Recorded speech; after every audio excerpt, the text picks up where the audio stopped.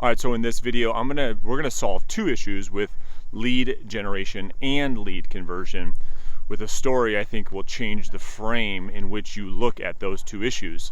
So those are some of the biggest issues that I see when I first start working with an agent and we start looking at the business plan and some of the holes in their business. Two of the most common things that come up is, how do I generate a quality lead, a prospect that I can stay engaged with, that doesn't just ghost me after that first conversation?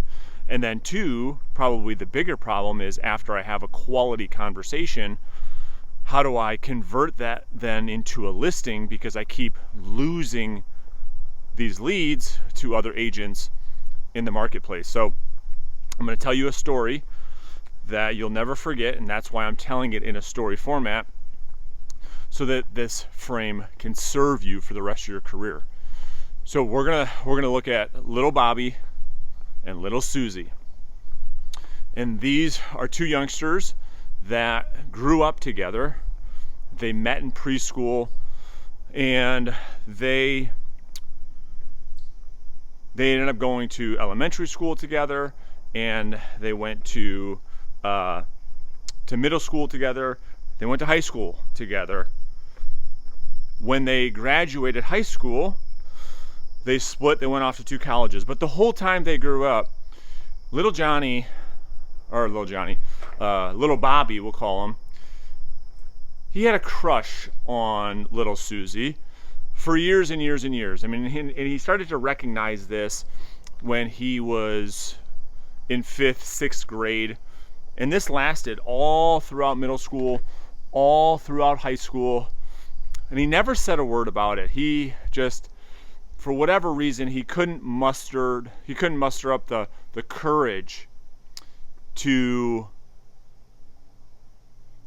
speak how he felt about little Susie. And he was too worried that he would do something to damage their friendship, that he was going to lose the opportunity to be her friend.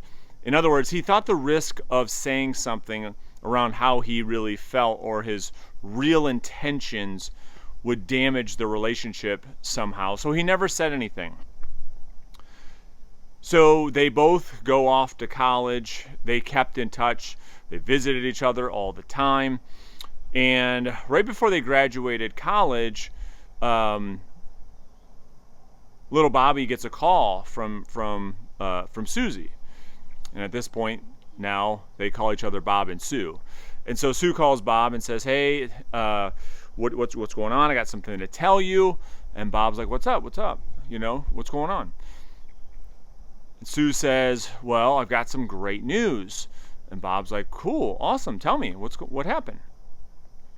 She said, "Well, I got engaged."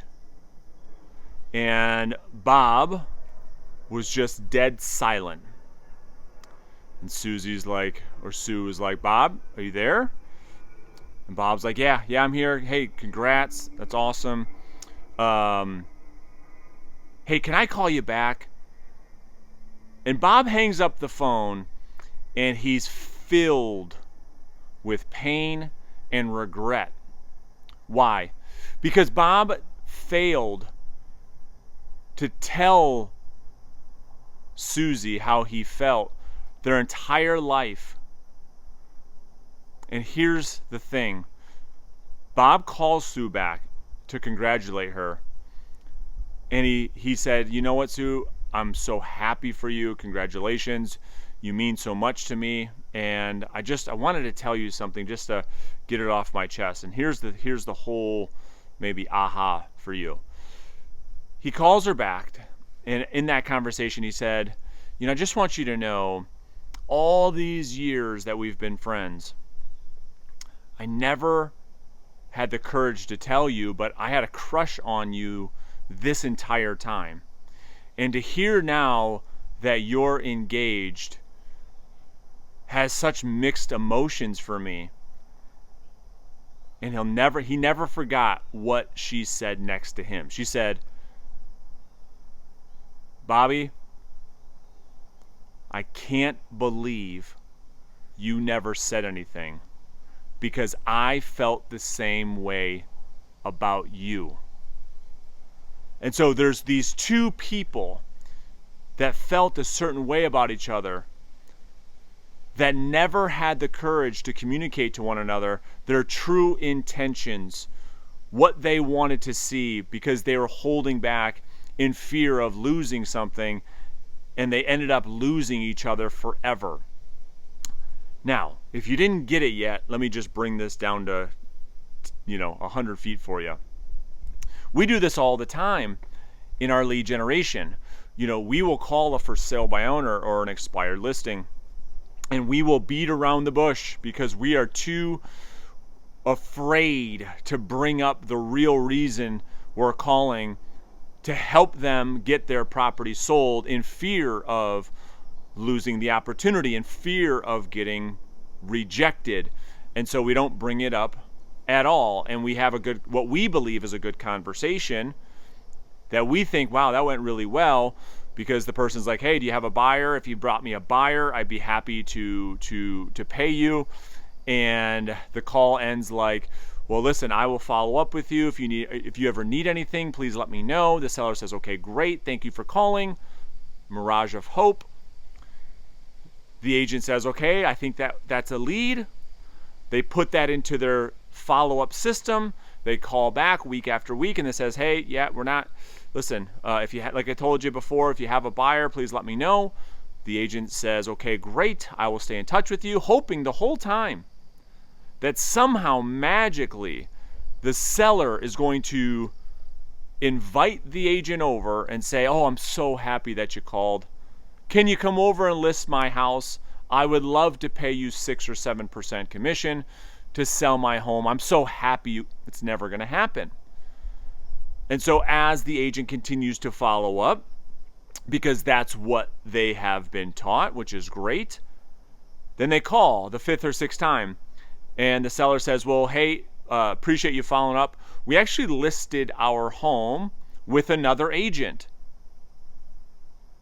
And you, if you're this agent, you're saying, what in the world did I do wrong? I don't understand. I had a great conversation. I stayed in communication, just like you tell me, Brandon. I followed up every week, just like you've taught me. And I still lost the listing to another agent, when the whole time the seller was telling me they weren't looking to list their home. They weren't looking to meet with an agent. And to which I ask, well, how many times did you ask for the business? How many times did you communicate to the seller that you would like the opportunity to interview for the job of helping them get their property on the market and get it sold? How many times? 0 times, Brandon. I didn't ask ever. We were waiting for something to happen. And when we don't communicate our true intentions with sellers, we expect the seller to be a mind reader somehow and say, wait a minute, the seller doesn't owe us anything. The prospects don't owe us anything. It is up to us to deliver and communicate our value and offer our value proposition so that we can get in front of a seller and present what it is that we do in a way to earn their business. Because here's the reality. If you don't ever tell sellers your true intentions and you are too afraid to ask for what it is that you want, that might be an appointment, that might be the listing, that might be a price reduction, you're not going to get it more times than not. So the moral of the story is, when we're communicating with prospects and as you're having great conversations, don't be afraid to bring up the fact that you would like the opportunity to earn their business, because here's what happens. And this is the whole story of Bob and Sue. What you're going to find is, when you start to position yourself in the conversation in a way where you communicate clearly to the seller that you'd like the opportunity to earn their business, and that communication is transparent, people are going to take you up on it. You will be surprised at how many people say, well, yes, come on over. We would like to meet with you. And sure, if you can show us a plan to get this house actually sold, we would be open to hiring you. But it's not their job to do that. It is our job. And if you can do that, not only will you not lose opportunities, it will bring the prospect closer to you. Because now you're somebody who they can trust.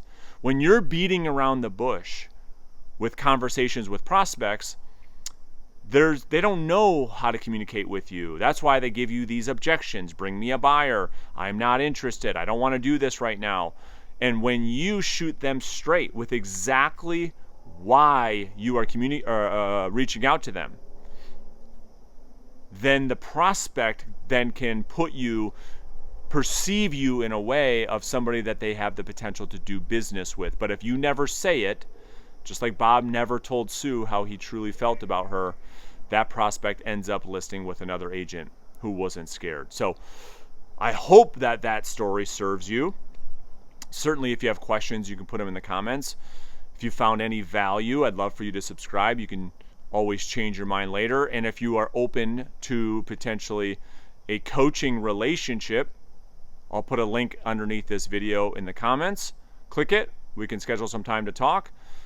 And then we can talk about if it makes sense for us to work together at this point or not. So appreciate you guys' time, and we'll see you guys tomorrow.